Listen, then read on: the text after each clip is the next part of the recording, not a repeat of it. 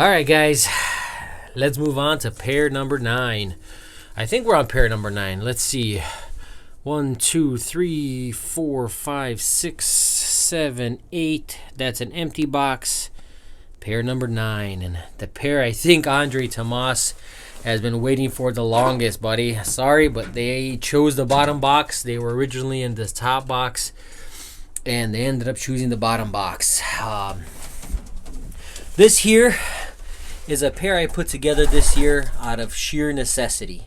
And what I mean by that, guys, is early in the season, Andre and I came to an agreement that we would split some birds, share some birds. I would send him something off of my best. He would send me something off of his best. And he decided to send me this nice little chocolate. Jeez, I'm losing my words here. It's so cold.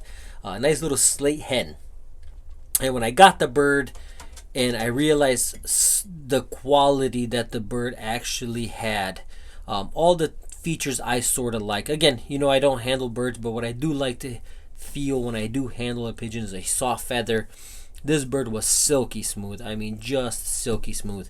So I was excited to try it out. Actually, I was going to put him on Gingerbread Man because Andre was kind of beating around the bush about maybe getting some Gingerbread Man babies for next year. So I said it'd be kind of cool to mix those two, some of his, some of mine, and send them some youngsters off of that mating. Well, little did we know, this beautiful little slate hen ended up being a nice little slate cockbird. And that sort of threw me through a loop because I had already put all my birds on paper, mated them on paper, and I knew which birds were going where, and I was sort of anticipating some pairs going with others and things of that nature, but we had to adjust. I still wanted to use the bird. I think it's of real good quality. The bird actually comes off of some Frank McLaughlin stuff. I think it is a grandchild of the Freak, one of Frank's best breeding hens. Again, you know how I feel about grandchildren, but nonetheless, guys, again, the good birds come from good sources, and the pedigree shows good source. I think on the mother side, Andre said it was a sibling to a champion bird, and then additional race, performances, race wins. I just didn't note them all down because, again, for me, I'm gonna try the bird regardless. So with that being said, I dug through the loft to the birds I had left, and I always keep a few extra hens, and I found this nice little grizzle hen. If you guys remember from the videos earlier on, I had 5 birds sent to me from Jack Burek, another YouTuber. I've mentioned him in the past. I've always encouraged guys checking out his channel because he has some stupendous pigeons and some super good content. So the bird originally comes from Jack. He sent it to me. We raced her. She did absolutely tremendous this year.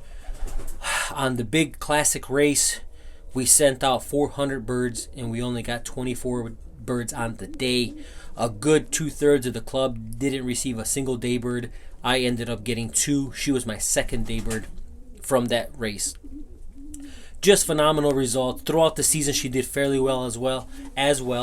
But at that classic race, that almost 400 miles, she really shined. And I had her in the background because at first I wasn't going to use her this year. I'm always a bit cautious on using grizzles. Grizzle is the kind of color that if you're not careful, it'll take over your loft. And I'm not saying I don't like grizzles. I'm just saying I don't want every single bird to be a grizzle. So I was kind of cautious. I had her in the background in case I needed her. And I put these 2 birds together just to see what they'd look like. And I just fell in love with them. I said, there's no way this mix cannot happen. She, of course, is a child off of 2 birds that I sent Jack in 2019. Her nestmate was Jack's best bird of the year, won champion bird, won multiple races, just an unbelievable little grizzle hen, just like she is, off the same parents. Now, I can't necessarily talk about this bird without talking about our boy Titan, because our boy Titan here is in fact her grandfather. I sent Jack a daughter off of Titan in 211, which I'll show you guys 211 in some future videos. And then I sent that hen, and I sent an additional bird. And again, how I said earlier, about grandparents. I don't necessarily like to throw grandparents out unless, well, I don't like to throw grandparents out because it takes 4 grandparents on a pedigree to make a good bird, not just a single. So with that being said, let's move up to 693 in his hen.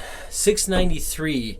The reason I bring him up is because the cockbird I sent with the grizzle was in fact either a brother, I can't remember for sure, or a nephew to 693.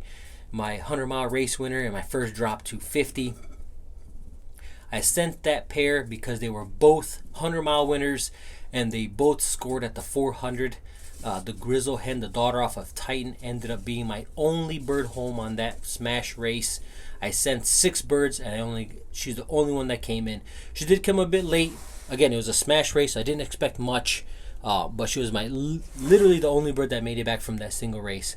So I put those 2 together. I sent them to Jack, and they bred just unbelievable youngsters, both for myself and him. So what a perfect mating. I think we're really going to give this cockbird a chance by putting him on some real performance. And I'm excited. I'm excited to see what they breed. I'm sure it's going to be a grizzle, if not multiple grizzles. That's why I sort of watch out for the grizzle gene, I guess you would say, because it definitely will take over your loft. So we'll see, guys. Pair number 9, a cockbird from Andre that we're trying this year, and a hen from Jack Burek. Some stupendous pigeons. We'll see how they do, guys.